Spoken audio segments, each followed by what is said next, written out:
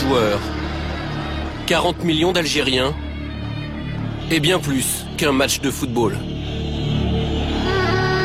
Toute l'Algérie est dehors actuellement en train de nous attendre et de nous supporter. Donc cette image elle est ancrée dans nos têtes pour fêter la victoire et la qualification, Inch'Allah, avec après le match. On n'est pas des joueurs, on est des ambassadeurs. Quand on voit qu'est-ce qui se passe, tu te dis c'est bon, c'est pas un match de foot, tu vas en guerre, on dirait, c'est les matchs qui parlent d'elles-mêmes, quoi. Jeudi dernier, au moment où l'équipe algérienne atterrit au Caire, tout semble pourtant si calme. Certains supporters posent devant les photographes. Des scènes de fraternité rassurantes entre deux nations qui partagent la même langue, la même religion. Nous sommes des frères pour toujours. Mais entre l'Algérie et l'Égypte se joue une unique place en Coupe du Monde. Un ticket si convoité qu'il engendre les pires excès. Un piège se prépare. Des supporters égyptiens incontrôlables et des policiers débordés, incapables de protéger les Algériens. C'est la police qui a frappé là. Ils nous ont attaqués là. Au lieu de nous protéger, ils ont commencé à nous frapper. Ça se peut pas. Ça se peut pas. Moins d'1 kilomètre sépare l'aéroport du Caire de l'hôtel des footballeurs algériens. Un trajet à haut risque, filmé par l'un des joueurs sur son téléphone portable.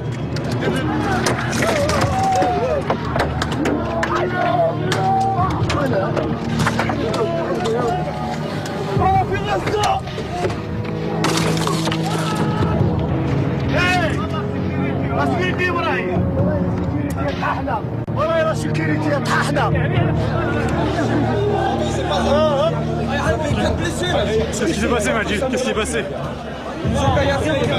Comment imaginer que ces hommes ensanglantés qui descendent de leur bus ne sont venus jouer qu'un match de football?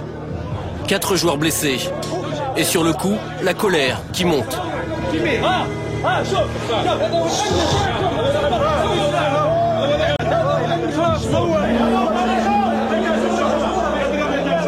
Imagine un joueur, il prend ça dans la tête. Imagine.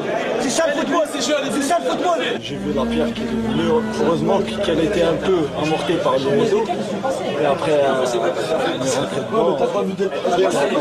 je me suis caché, comme tous les autres, et ça venait de partout. Il y a un morceau d'air qui a pénétré à l'intérieur de la plaie. On attend pour la suturer, qu'il y ait une constatation de la FIFA. Et après ils te disent, on est des frères. Quels frères? Ça c'est des frères? Regarde l'accueil. Quel accueil? Ils te disent l'Algérie. Quel accueil? Là en Algérie, on n'a touché personne en Algérie. Il n'y a personne qui t'est touché. Ça, parce qu'ils voient les gens, c'est pas un joueur. Après ils te disent, on est des frères. On n'est pas des frères. On va la gagner. On va la gagner. On va gagner. On va gagner.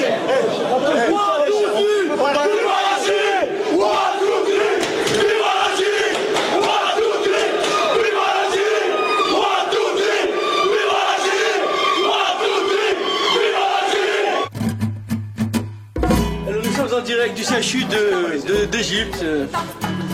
Donc, est-ce que vous pouvez nous parler de la blessure de certains joueurs? La vôtre d'abord. Elle est centrale au niveau du cerveau. Il faut commencer par elle. Le lendemain, dans l'intimité de l'hôtel, plus personne ne peut approcher. Ni supporters, ni journalistes. Notre caméra est la seule acceptée. Loin du tumulte, les plaies ont été soignées. Les esprits se sont apaisés. Je suis en train de me remonter le moral. J'ai failli pleurer hier, mais ça va là. Non, alhamdoulilah, tout se passe bien. Impeccable. Même avec un bras, au moins, on va jouer. On aura plus de courage. Mais cet avant-match sera de tous les excès. Rafik Saïfi s'en rend compte une deuxième fois lorsqu'il s'aventure hors de l'hôtel. Comme par hasard, aujourd'hui, il y a la sécurité. Hier, il n'y avait personne. Aujourd'hui, il y a les chars, il y a tout. Je suis en Afghanistan. Voilà, c'est pas un match de foot. L'armée, c'est un chargeable, c'est l'armée. C'est même pas la police. Plus d'1 heure et quart pour enfin atteindre l'immense stade du Caire et s'entraîner. Fais-la sortir, voilà.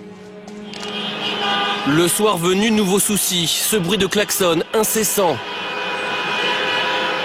Est-ce vraiment un hasard? Il est bientôt 2 h du matin et puis ça continue. Hein. Il continue, il tente de déstabiliser par tous les moyens. C'est pas très beau, c'est pas très sport, mais bon. La vérité, elle se passera demain sur le terrain. Bonne nuit, on va aller se coucher.